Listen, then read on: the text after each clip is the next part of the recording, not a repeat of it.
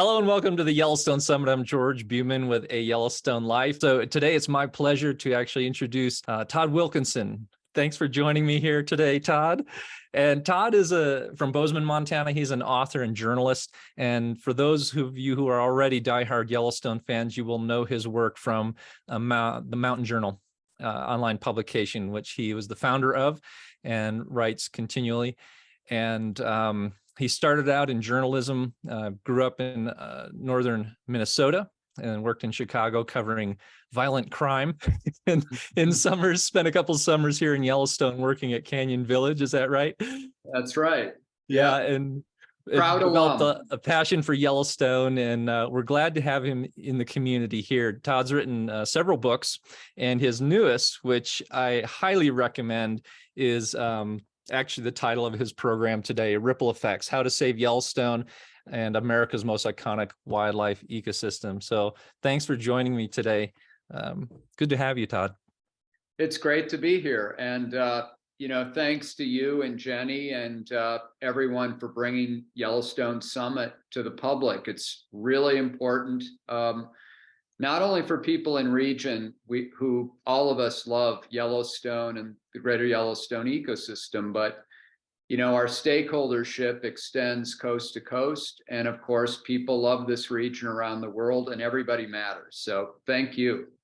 Very true. Well, thank you. At this point, I'll let you take the stage here. Well, again, I'm grateful to be here and honored for the invitation. I've been writing about the Greater Yellowstone Ecosystem for about 3.5 decades, and there have been a lot of change, some great change, some tumultuous change. And I really think that we're at a point of reckoning. So here we are in the year 2023, and what do we find? We find scenes like this. This is a photograph taken by Thomas D. Mengelson from Jackson Hole, showing the famous grizzly bear mother 399 teaching her cubs how to hunt elk in the springtime. And as anyone who's been to Africa can attest, these predator-prey scenes are really dramatic, and we have our own version of it literally in our backyard in the wild Greater Yellowstone Ecosystem. So the question before us is, can we save this place? Can we save this world-class treasure as we move toward 8 billion people on the planet and a disproportionate amount of wealth that is descending upon the Greater Yellowstone Ecosystem? And I want to go in to some of those trends. So again, my book, Ripple Effects, is really, it's about 15 years worth of ruminations on what's going on here, of what inspires me about living here, and what are the challenges. I've been fortunate to travel around the world and visit other ecosystems.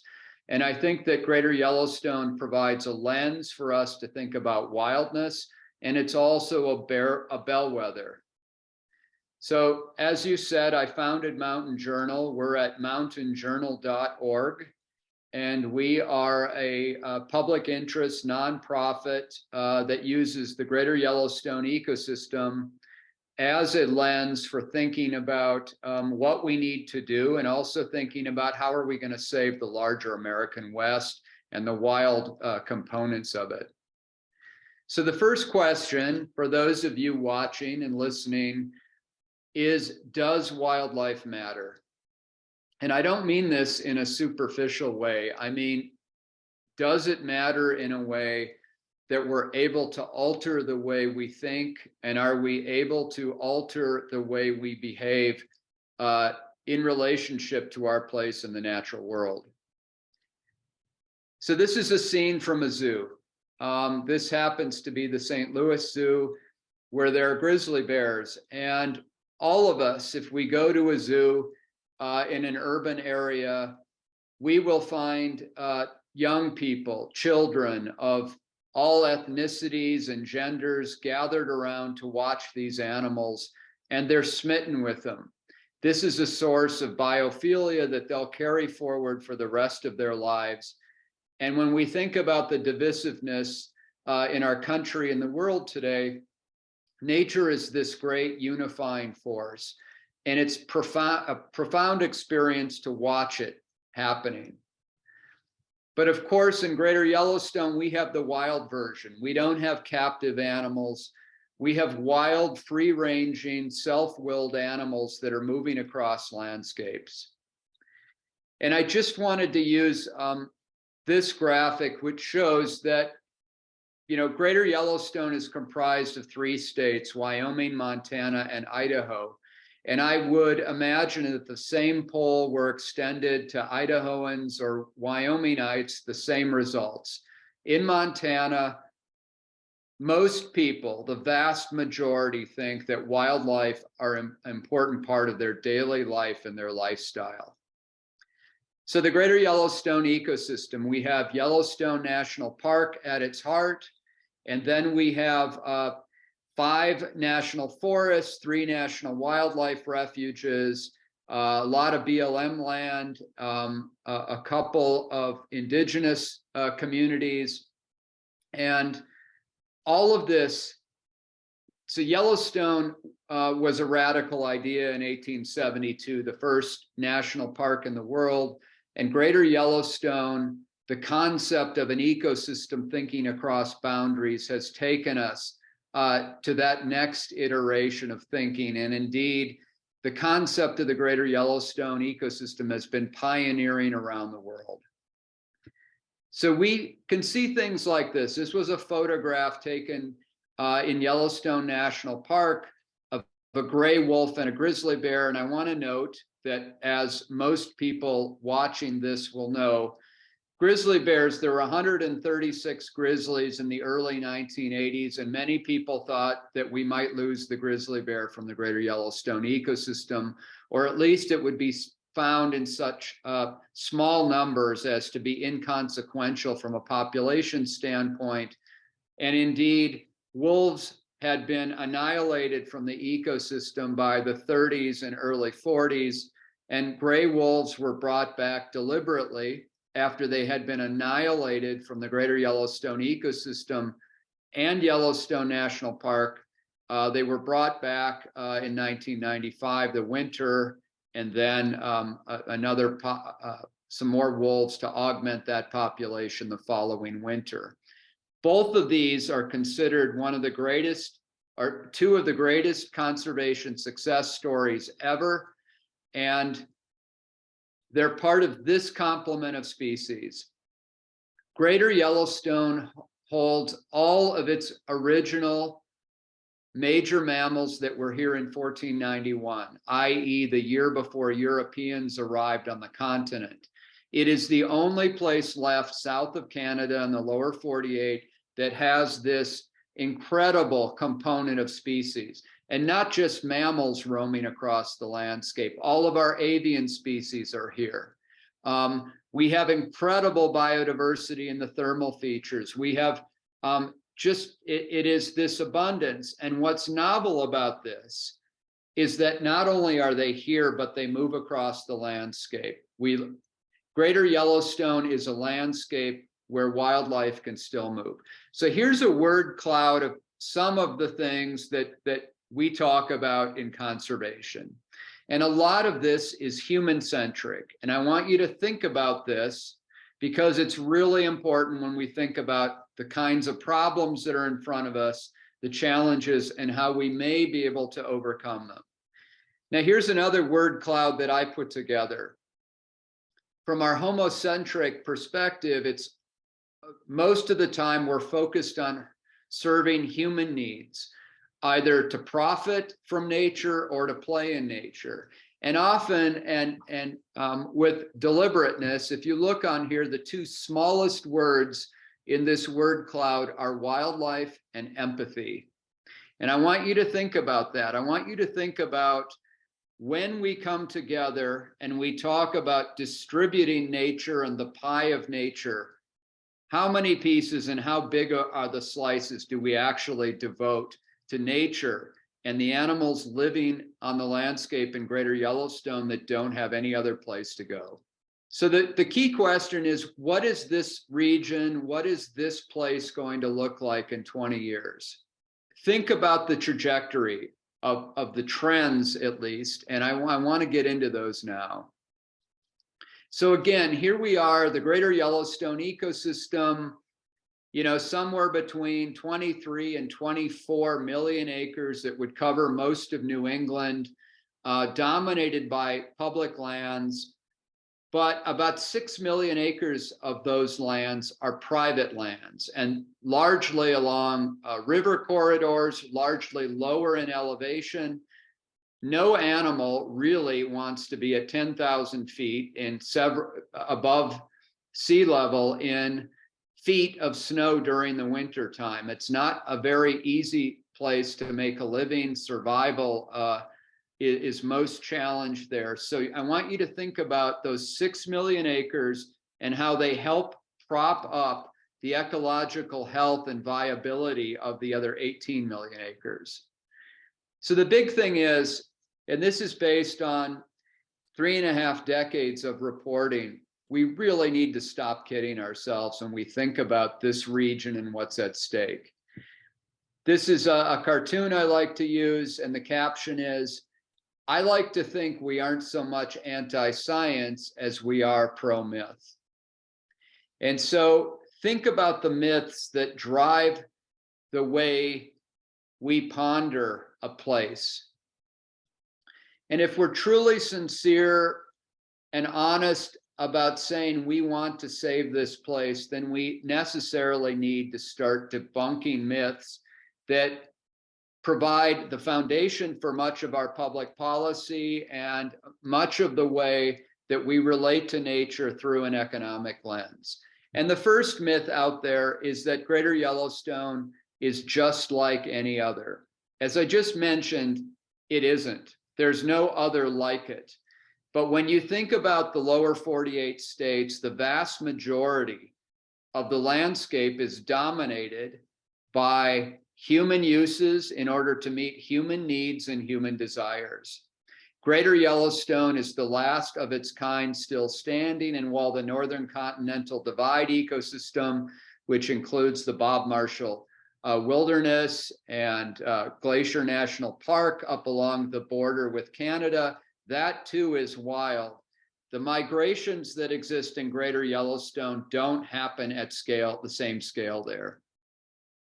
And so what's a manifestation of thinking about the ecosystem?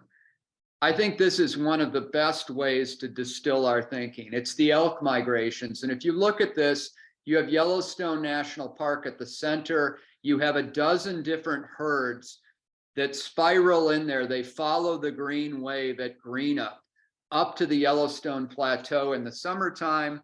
And then in the autumn and winter, it's as if elk are being breathed into Yellowstone National Park and then exhaled as if it were lungs.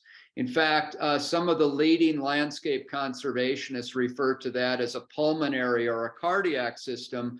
And what's most important about the elk migration, and I'll mention the other species in just a second, is that elk are carriers of biomass and energy.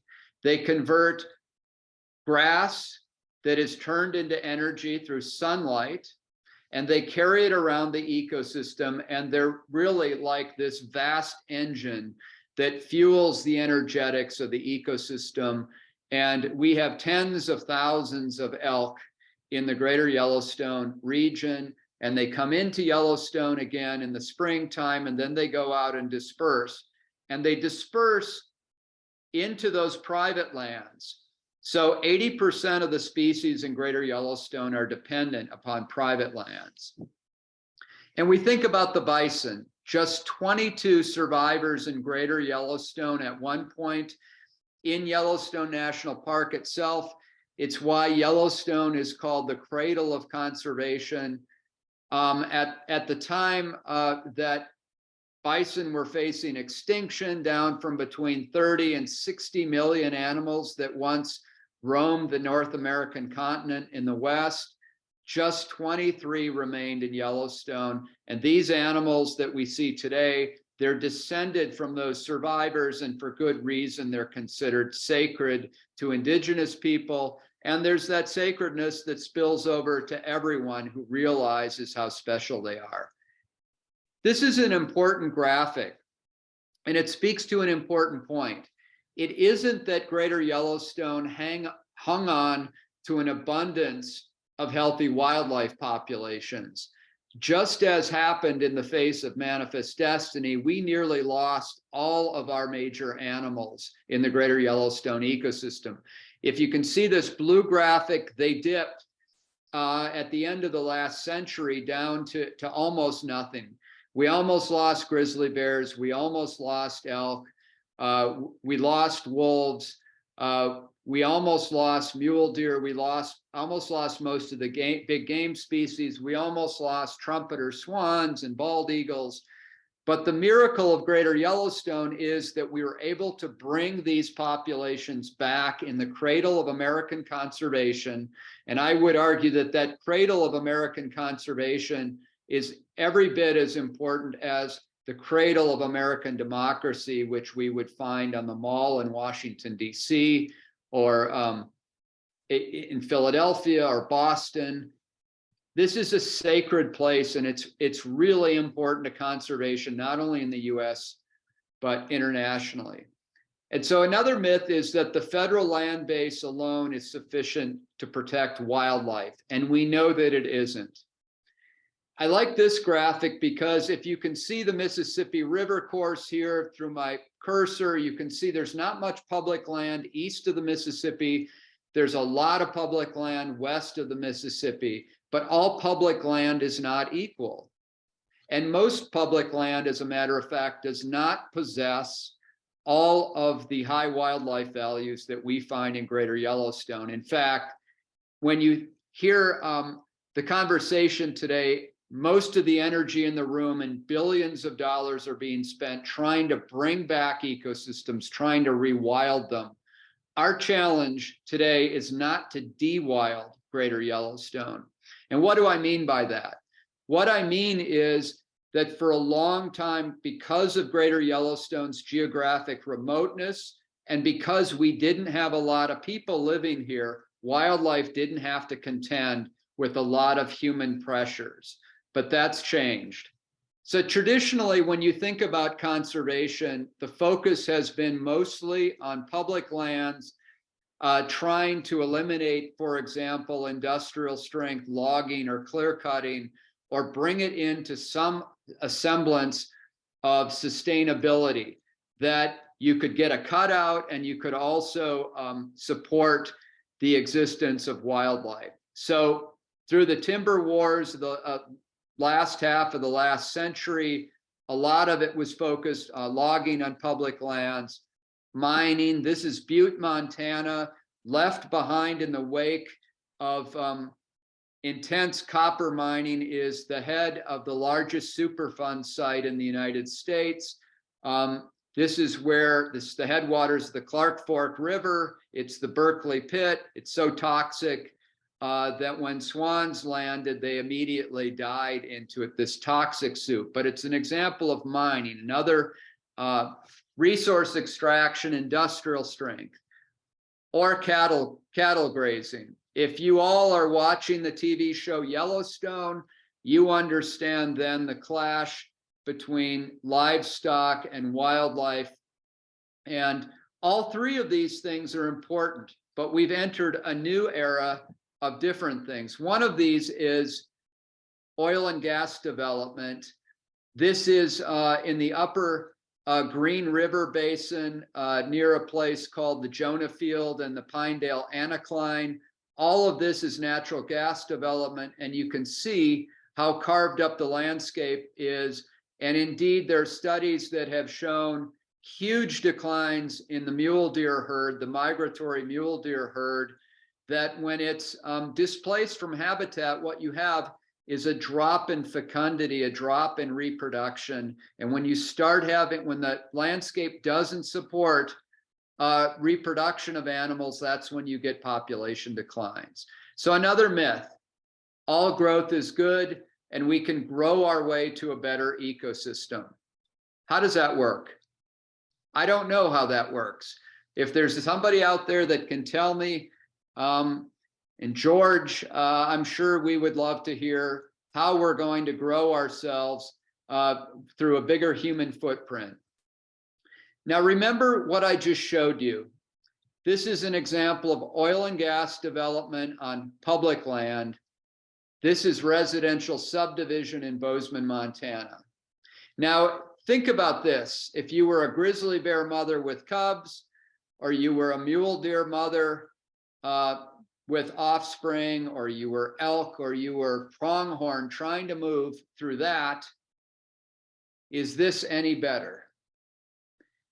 And of course, you know what the answer is. So again, in Greater Yellowstone, just as the elk map showed, every major ungulate species migrates in some way, it moves. And along with that, we have the predator species that also move. They don't necessarily migrate, but they move seasonally because they need to move with their food sources. And so here we are in Yellowstone, here I am in Bozeman, George is in Gardner, but all wildlife are moving in Greater Yellowstone. And the reason they still can is because the landscapes, for the most part, have been unfragmented. But here's what we're dealing with today. We're dealing with what I would call Manifest Destiny 2.0, or the new version. And much of this is driven by lifestyle. It's not driven by natural resource extraction. Everybody wants their piece of paradise. They're moving in. But what are the consequences of that? You know, here John Potter, a cartoonist for Mountain Journal, part of it says, hey, cows are better than condos. And indeed they are. And the reason is that when you have the ag land base, you can always improve the ag land base. And our farmers and ranchers are keepers of habitat. They're really important to keep on the landscape. Condos are permanent fixtures. We've never seen a residential subdivision go away. So the other myth is growth just happens to us and there's nothing we can do about it, that we should just roll over and let the same trends play out that have played out along the front range of the Colorado Rockies, or the west side of the Wasatch Mountains and Greater Salt Lake, or both sides of the Sierras or the Cascades. And what we know there is that those mountain ranges have lost most of their large mammalian diversity, or at least the ability of animals to roam across it. And the first thing to usually wink out are predators. So here is Bozeman, Montana, one of the fastest growing micropolitan cities in the country, the capital city of the Greater Yellowstone Ecosystem, this national treasure. The movie Yellowstone has been driving a lot of newcomers coming into Bozeman and Paradise Valley. The spillover effects from Bozeman are incredible. Jackson Hole is undergoing the same thing. And the question is, what do we do about this? So here is a graphic that was prepared by Brent Brock, who's with Future West. And you can look at the blue line as the Greater Yellowstone Ecosystem over time. Generally look at that growth rate, but look at Gallatin County, Montana, and the growth rate that exists in that orange bar. So since really the turn of the millennium, of this new millennium, it has gone up, and it's gone up even more during COVID times. So what does this population pressure mean? If you look at the landscape, this is Western Montana, primarily the mountain valleys that exist. Every one of these colors, here's Yellowstone National Park where my cursor is, and beyond it is all of this public land and the private land valleys. And so you have roads and trails and recreation use. And remember that photo that I just showed you of residential subdivision and the other photo of oil and gas development. This is not only natural resource extraction, but it is outdoor recreation, and it is exurban and suburban development beyond the protected boundaries of Yellowstone. This is what exists today. What is it going to look like in another 20 years? So here's the elk migrations. If you clog those, and it can only take sometimes a few dozen homes to block a migration corridor, what happens? Well, what happens is you're left with remnant island populations that don't move. Species that migrate have a higher success rate because they have more habitat to choose from along their corridor. But when you plug up a migratory corridor, you can have the equivalent of a coronary event, a stroke. It's a shock to the system. And so in many places in Greater Yellowstone, we are seeing unprecedented growth. And again, I want to come back to this John Potter cartoon, Welcome to the New West, the land of limitless human ego and ambition. This is what TV shows like Yellowstone are doing. This is what the movie version of A River Runs Through It. Everybody's coming here without reflecting on why are they fleeing the place where they used to live, and what kinds of destructive attitudes are they bringing here? How do they need to think differently here as opposed to where they're coming from? So when Mojo was first founded, as you can see on the graphic note, 2017, this was pre-COVID, pre-deluge of people that started coming here. At the time, the growth rate, if you look at this, Bozeman was on track to within 20 years become Salt Lake City proper sized within a human generation. And if that doubled again, become Minneapolis proper, not the Twin Cities in toto, but Minneapolis proper sized of about 430,000 people, given that growth rate. Similarly, the southern part of the ecosystem around Jackson Hole has undergone its huge growth. So you have Billings that's growing. Under this scenario, you have Livingston to Gardner. That stretch becomes Bozeman sized, or 40 to 50,000 people. Cody to Powell becomes Bozeman sized over time. You have Ennis to Big Sky. Think about the population pressure, not only the amount of land that's being disturbed on private land, but the number of people living in region who then permanent residents who start showing up at trailheads. And indeed in COVID brought what we thought was going to be 20 years future thinking to the present. We didn't think we'd be reaching growth rates, these incendiary growth rates, for another 20 years. But in fact, it's a wake-up call. And so all of these projections are actually conservative. The growth rate is even faster. And so one of the things we did at Mojo's, we did this graphic, and we inserted the Minneapolis skyline in front of the Bridger Mountains. And initially, there was this profound sense of denial. You're exaggerating. Well, nobody is saying that we were exaggerating anymore. All of our stats, all of our projections were based on interaction with demographers who have been spot on. So pre-COVID, Bozeman Gallatin was on a pace to double in 20 years. And it's even faster than that right now. We're going to run out of water soon. We don't have enough water here. The pace of growth has exploded in many valleys near to Bozeman and on both sides of the Tetons, in Jackson Hole and in Teton Valley, Idaho, and in other places too. So pre-COVID, what we were looking at in the coming decades was another 100,000 homes asserted upon the Greater Yellowstone ecosystem. So imagine a Boulder, Colorado sized town being dropped in addition to what exists today on Greater Yellowstone. And so I want to bring you here to the southern part. Here's the northern part again. Here's Yellowstone, enormous population pressure on the north side. We also have populations growing in Red Lodge and Cody today.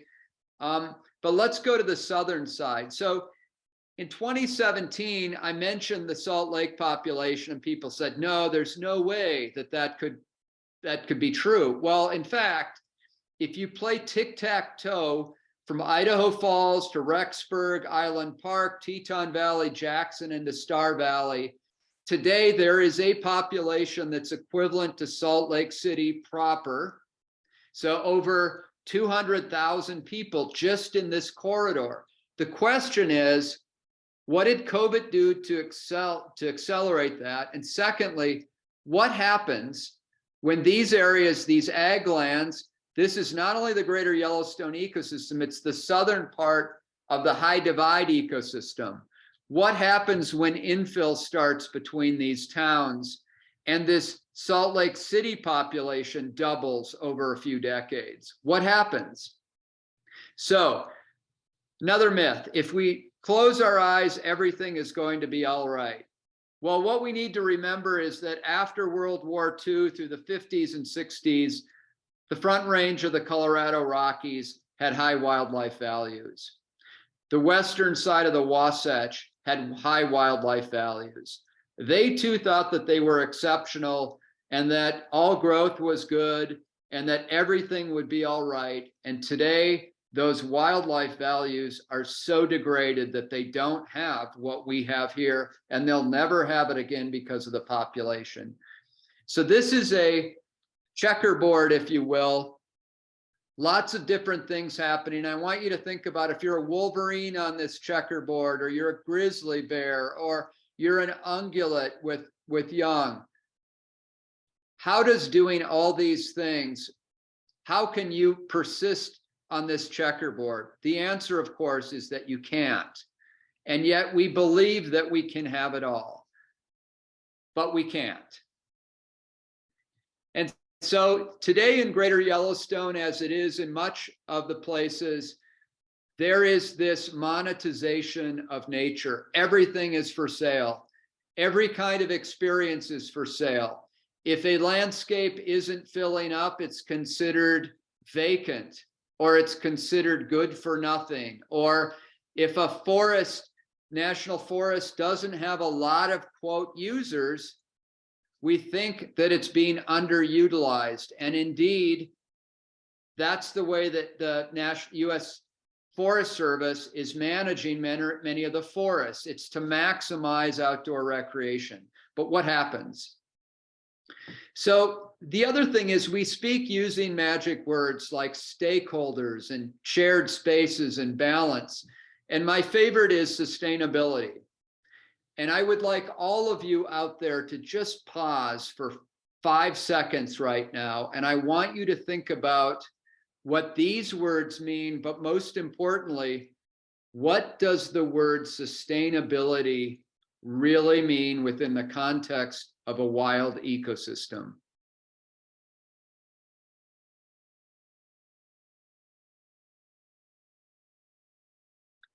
So I can't hear what your responses are, but when you start asking that question, you can't unthink the question. And if sustainability is only done within the context of meeting human needs, what does that, quote, sustainability, if we're sustaining an economy or we're sustaining outdoor recreation opportunity, both of which are based on a growth model, are we able to sustain our wildlife? And that's a rhetorical question. So this is the outskirts of Bozeman, Montana, in this great photograph taken by Holly Pipple, who's been out there every morning and every night, and she's been documenting not only the beauty of elements of this famous Gallatin elk herd, but we are in danger today in the capital city of Greater Yellowstone and the Gallatin Valley of losing the ecological function of our elk that spill out of public lands in the wintertime onto Winter Range, south of Bozeman, and just in front of the North Gallatin Range. And by the way, I want to say one more thing about the Gallatin Range. The Gallatin Range, like Yellowstone, has all of its major original mammals that were there. And based on that, that's how I would define wildness. Wild places that can support wild creatures that are difficult to persist elsewhere. If you took the Gallatin Range, which begins in the west side of Yellowstone and runs just south of Bozeman, and all of the wildlife based on that, it would be the wildest mountain range outside of 45 of the other 48 states in the lower 48.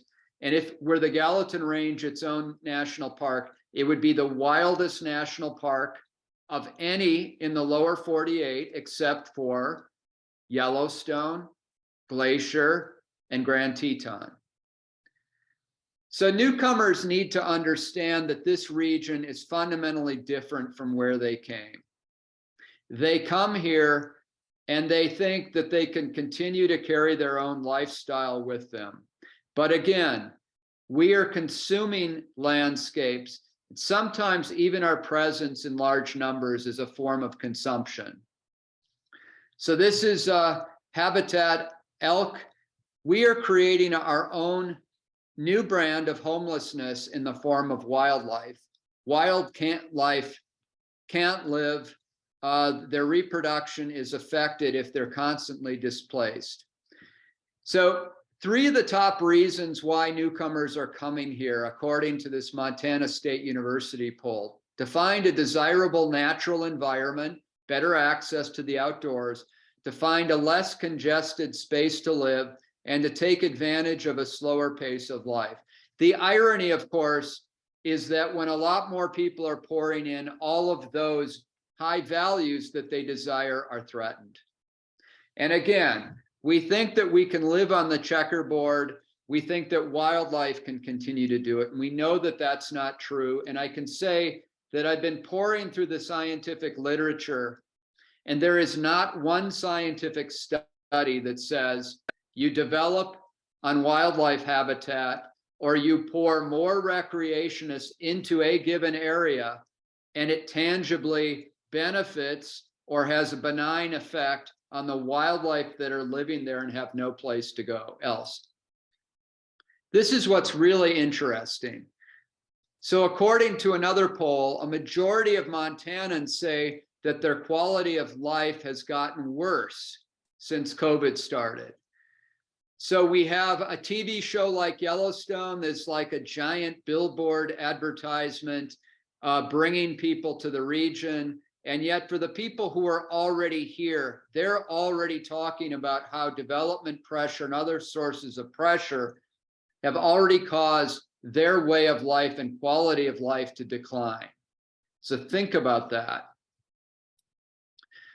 So what are some of the concerns? One is lack of affordable housing, another is development sprawl, another is changing character, crowding in more people, loss of habitat for fish and wildlife, loss of access to national forests, lakes, and other public lands. And if you look here, the vast majorities recognize that homelessness for people and lack of equity is a problem for people, and nobody disputes that. But again, what problems are we solving for? If we're only solving for human problems, what are the consequences for wildlife? So the next myth, recreation is conservation. How exactly does that work? How exactly does putting a lot more people into a finite space, how does it benefit the animals that live there? And indeed, I want to say, we know that getting outdoors is good for our physical well-being and mental health. That's a given. But is it good for the physical well-being and mental health of the animals that are living there? And so far, because so many of us who are involved in conservation as writers or artists, or we work for land management agencies or conservation groups, seldom do we reflect and look ourselves in the mirror, because recreation is what drives us. But I would argue that the biggest issue facing us is, are we able to take accountability and responsibility for what our own actions are? Here's another John Potter. Dudes, I discovered this like secret wilderness spot. Tons of wildlife, fishing is epic. Posting pics on Facebook now. And in this age of voyeurism and social media, what's the difference between conservation 25 years ago and conservation today, social media has been a game changer. And I think any one of us who have been around a while and have watched places become popularized via social media, we've seen instant pressure that's been imposed upon them. This is a very serious challenge. Our wildlands are being overwhelmed. There are no secret places anymore because people share their secrets on Instagram or Facebook, and they're not secrets anymore. And so we really need to take accountability for this, and to do it not only on behalf of our enjoyment of places, but on behalf of the animals that live there. So conservation, generally referenced, is not necessarily wildlife conservation. Again, what is being sustained? What is being conserved? What does stakeholdership mean and for whom? What is balance? So this is the outskirts of Bozeman, Montana. It's a great place that's been protected, open space by the Gallatin Valley Land Trust, which does great work, as do land trusts in every one of our valleys around the region. The problem is that this now is a space that's only conducive for white-tailed deer. White-tailed deer are a notoriously weedy species, like coyotes. They can get by in fractured human environments.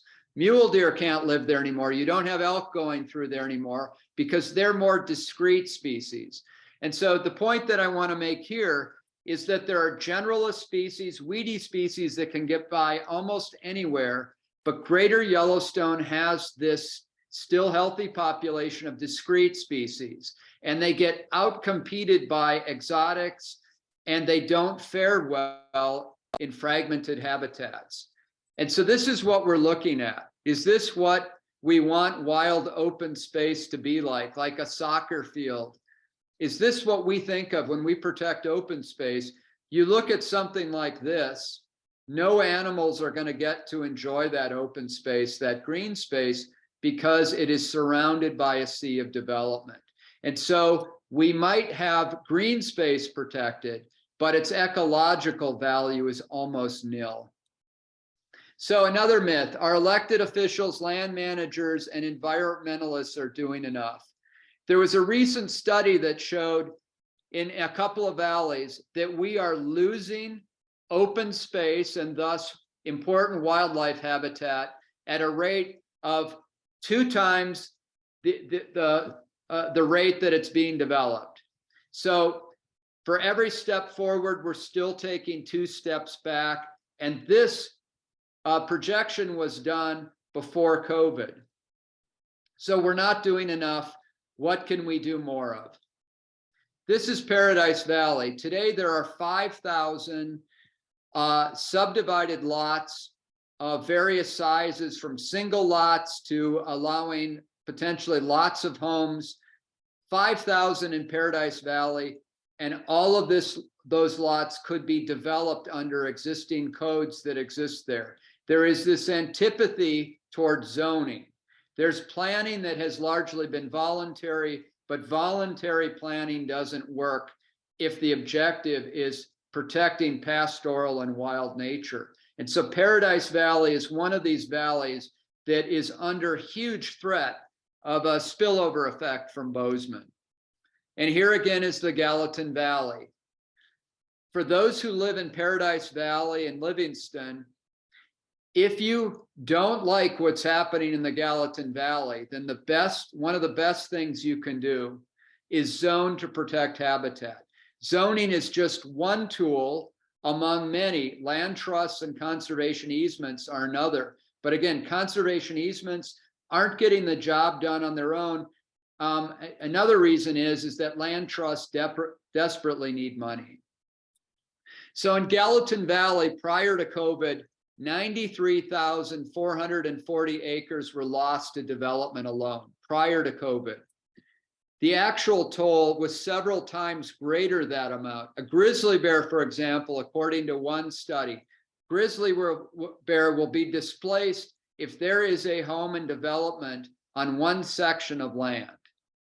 So we know that exurban development has accelerated since COVID. And indeed, Dr. Christopher Servine, who spearheaded grizzly bear recovery for 35 years, largely responsible for the success, he's very worried about grizzly bears now going into landscapes that are filled with development landmines and that will no longer be considered secure habitat for grizz. This is a map showing grizzly bear expansion. The problem, as Dr. Servine says, is that north of Yellowstone, you get beyond the recovery zone, you're into these areas, Big Sky's here, Jackson's here, Bozeman's here, Paradise Valley. You're getting into areas where bears are going to be meeting a pushback from human population pressures. This is a photograph taken by Tom Mengelson, a good friend of mine in Jackson, of grizzly 399 and her most recent quadruplets, one of which died when it wandered into a subdivision south of Jackson and was then euthanized. It's very perilous being a grizzly. Grizzly bear 399 has had 18 cubs, and if you add up the cubs of cubs, more than 24 animals emanated just from 399, and half of them have died in various kinds of run-ins with humans. So another myth, apathy is an acceptable excuse, and we know how absurd that is. And yet there's a lot of apathy. People don't know what to do out there. But if we're going to save this place, we need to get off of our duffs, and we all need to rise together. Aldo Leopold said that the situation is hopeless, that if a situation is hopeless, it should not prevent us from doing our best. And indeed, this is the challenge before us now. So the biggest myth is that you don't matter, because all of you watching, indeed, this is the reason why the Yellowstone Summit is held every year. It's a way to come in and make a difference. So can we save the Greater Yellowstone ecosystem, the most wildlife rich and iconic ecosystem in the lower 48? Can we do it? This is a great photograph by Steve Fuller, the winter keeper of Yellowstone, who's been there for 50 years, and he's a Mountain Journal columnist and a good friend. So the good news is, yes, we can do it, but only if we take this place seriously and realize that there isn't another one like it. A special place deserves special care. Something like this is not going to continue to exist unless we take action to do it. Our elk. There's going to be no chance that we save functional elk migrations. So I want you all to imagine the year is 2063, 40 years from today. How will we be judged as ancestors? When they look back at us in our time, were we apathetic? Were we despondent? Did we make excuses for why we didn't act? Or did we rise as conservationists in generations before us in 2023 did, and they took action to limit their consumption of nature? We, of course, are living in a future that our ancestors imagined for us. And what kind of future will the people who come after us be living? What kind of future are we imagining for them? The biggest question is, did wildlife matter? They're going to be looking at us and asking that, did it matter? Does wildlife matter? If yes, then how are we willing to change our behavior? What are we willing to do to make sure that this incredible miracle of success in recovering a grizzly bear population continues? This is one of the things that Mountain Journal we're devoted to doing, is increasing awareness and arming people with good information so that you all can weigh in. And again, you can find us at mountainjournal.org. So the question, what can we do? If we continue this attitude, we are going to lose this place. Open space is not vacant. It isn't underutilized. It's not good for nothing. The intrinsic value of nature is far greater than the economic value that we impose upon landscapes. And indeed, if you want me to do it, I'll throw in some economic arguments. The economic value of nature tourism in Grand Teton and Yellowstone is somewhere between $1.2 and $1.5 billion.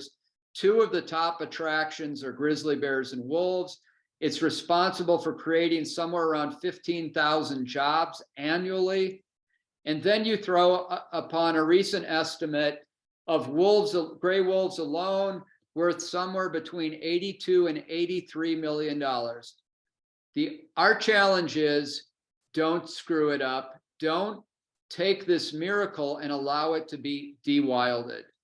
So the first thing we need to do is we need an ecosystem-wide vision and grand strategy.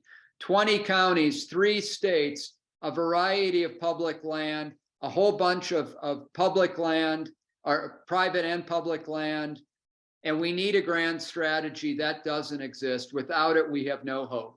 And we need to map all our wildlife migration routes and vital habitat, because if we don't know what's there, it can't be protected. 3, zoning in the 20 counties. There's never been an ecosystem like Greater Yellowstone protected without zoning. In fact, there's never been an ecosystem like Greater Yellowstone protected in the lower 48. Now, the beauty of zoning and tying it to migration routes and habitat is that it tells us where we can build and where we shouldn't build. This is an example of laissez-faire, free market planning and zoning. It's big sky, and all of the white space on there is carved up national forest and private land. So imagine being an animal, a wolverine, say, trying to move across that, or grizzly bears. This is an example of what not to do. And we need urban growth boundaries. So to go back to big sky, imagine if we recognized urban growth boundaries and had all of this periphery protected. And I also want to note that this is a beautiful photograph by Chris Boyer of kestrelaviation.com.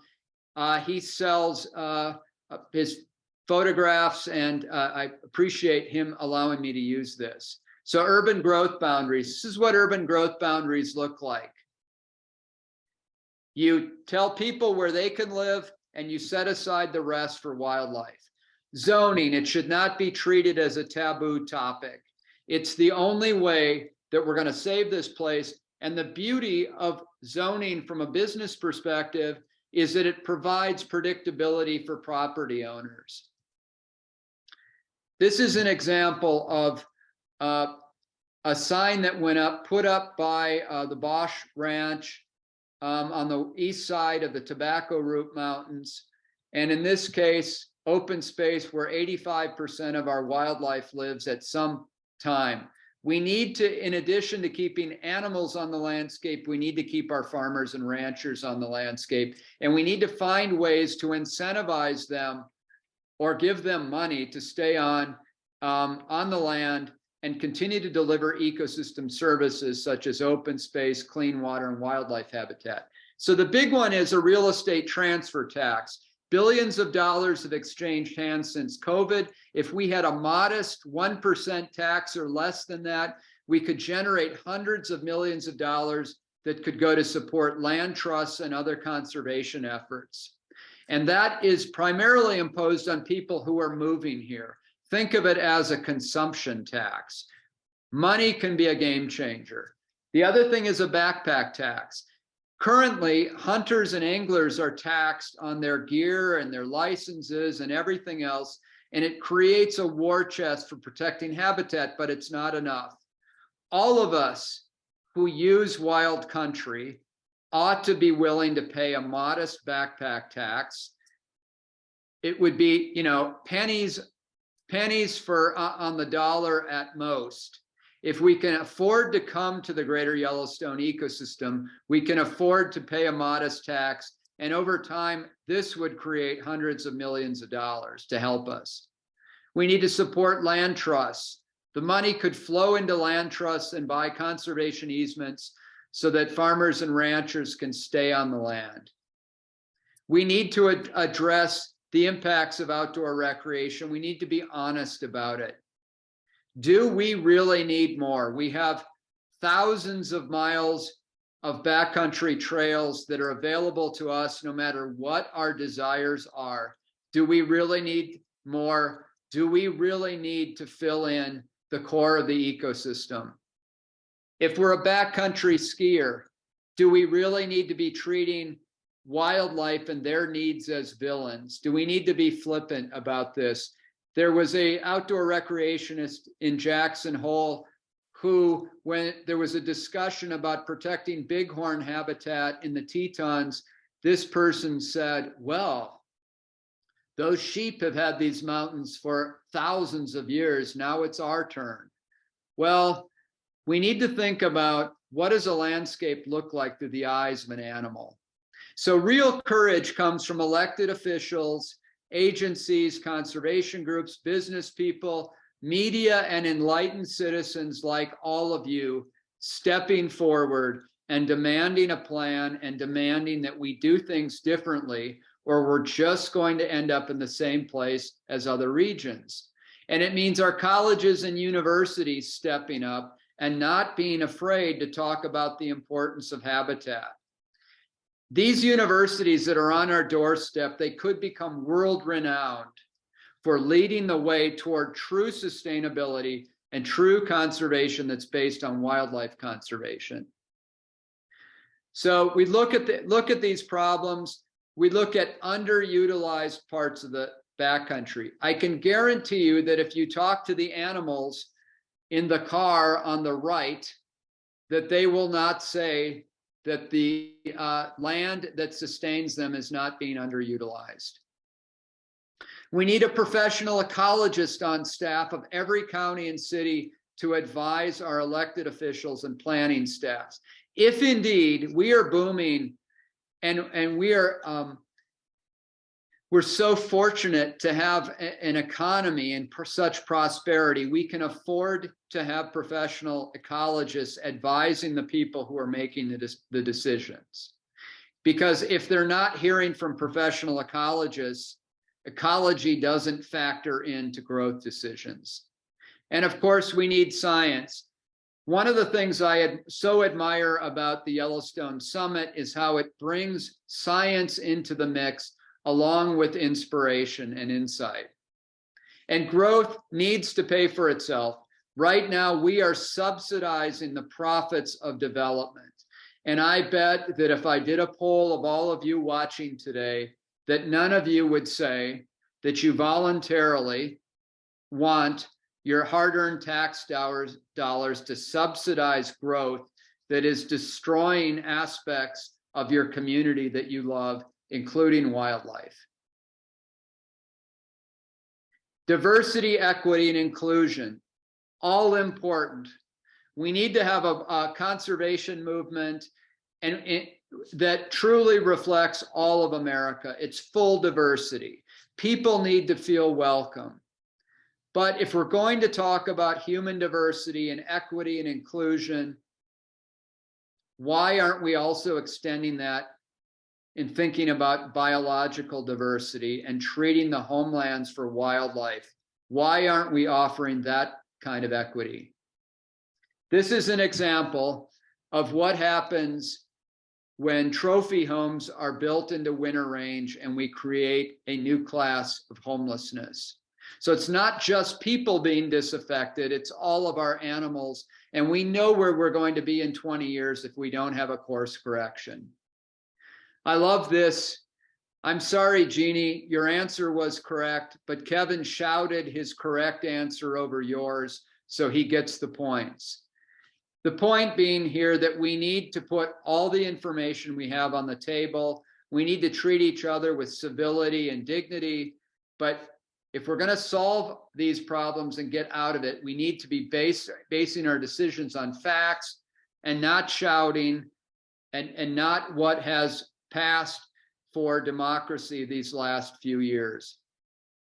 We need to reject anti-science and alternative facts and elect smart people. We need to insist upon this. My book is designed to walk people through. The big issues are growth, outdoor recreation pressure, climate change, disease like chronic wasting disease. And then there are other stories meant to inspire you about grizzly bear and wolf conservation and the life of Steve Fuller in Yellowstone. And the message is that we all ripple. You ripple with you and your friends and your family and your kids, and you can also ripple with our elected officials in our democracy. You matter, you're all important. So please read and support Mountain Journal. You'll find us at mountainjournal.org. And again, I so appreciate George for inviting me here. Thank you, Yellowstone Summit. You're one of the few people who are bringing people together annually to do this, and I applaud you. So thanks for having me here today. Thank you, Todd. It's a pleasure to have you. And, you know, this is one of the premier challenges we face right now. And for every finger that's pointed, as they say, there are several more pointing back at you. Yeah. And I think it's important for us all to reflect certainly on what you've said and written from that angle. You know, even living here right at the literally almost on the border of the park, whether you live here, whether you want to live here, whether you travel here, every single one of us is a part of this problem and solution. Absolutely. You are, I am. You know, there's plenty of your research out there to even show that one person or even the voice of one person played over a recording device completely changes the behavior of animals. The research in the park and around the park that just our sound is enough of a physical thing that moves animals out of places, say nothing of the development effects. So, you know, even little things that we do, and I would love to hear about some of the things you personally do yourself, Todd, is there are times, especially in the winter, you know, where the elk and deer around our home that are leaving the park or coming down out of the mountains, we don't walk the dog in certain places anymore, or we go in the middle of the day when they're not there. We reroute, you know, they're moving through, we'll wait, and it's inconvenient when the dog really wants to go. But I think there is a great space for all of us to question, number one, but also to make concessions. You know, we are not conserving if we're not giving anything up. Exactly. Exactly. And you know, you make an excellent point. If I could riff just a little bit on what you just said. You know, the first thing is, we all must not let the charge of hypocrisy stick to us to the point where it paralyzes us. We're all hypocrites in some ways. I wrote a book not long ago on Ted Turner, and he said something that's really important about how do you bring systemic change. And how you do that is if every one of us, when we get up in the morning, if we do just a few things that result in giving back rather than taking, we will collectively transform the world, and we can do that. Yeah. The thing that I know you believe in, just as I do, is that let's define ourselves not by what we're against, but what we're in favor of. And if we fundamentally begin by saying we're in favor, we're pro-wildlife, that takes us down a very different path than defining ourselves by what we're opposed to. And by extending empathy and sympathy, it allows us to change the way we interface with the backcountry or anywhere for that matter. And treating wildlife with respect, trying to put ourselves in their shoes. And as you say, one of the most important decisions we can make is choosing where we go and where we don't go, where we build our house and where we don't build it, who we support when we open our wallets for things, whether we speak out and we become you know, the squeaky wheel, it takes us 1 minute of time to call up local officials and not harangue them and not to be indecent or uncivil, but to call them and say, I want you to be tougher and I stand behind you. I want you to weigh in, because this is how change happens. And the last thing that I'll say is we need money. We need money to transform the system, and we need to be able to tax the millions of outsiders who are coming here. And I'm going to make an editorial comment here. It's ridiculous that we have all of these free riders, millions of people who spend lots of money traveling from around the world to come here. We need to be able to tap into them, and we need to create a war chest to be able to solve problems, because we can do that. So I completely agree with you that there are the personal choices that we make daily, but we also need to rise up. So does that make sense? Oh, absolutely. I think those are all super points. And just to keep at it, I think of those elk and deer and the bison that have recently been coming out, and we don't listen and we don't act at all of those levels well enough. We've demonstrated that pretty succinctly. And so Yellowstone, I would say, is more than worth it. Your own backyard, wherever you live outside of Yellowstone, is also worth it, and taking care of places better than we have is essential. So, and I'll quote your new book, Ripple Effects. We need these wild places in order to be humbled by the truth. And there are very few places where we have the chance to reflect on ourselves inwardly, but also how we affect things outwardly, like we have in wild spaces and in the company of other wild beings. So thanks for bringing your voice to the summit and in your writing to the world. And we appreciate it very much, Todd. Thank you, George, for all you're doing, and to the summit. And, I hope people would just know they can make a difference. I mean, it's the only way we're going to change things. So thank you. Right. And for those who enjoyed this program, if we can count on Todd during the live event to join us for questions to continue this conversation, we would love to do that. And so another thank you to Todd in advance of that for being there and present to help all of us make this a better effort. Thanks.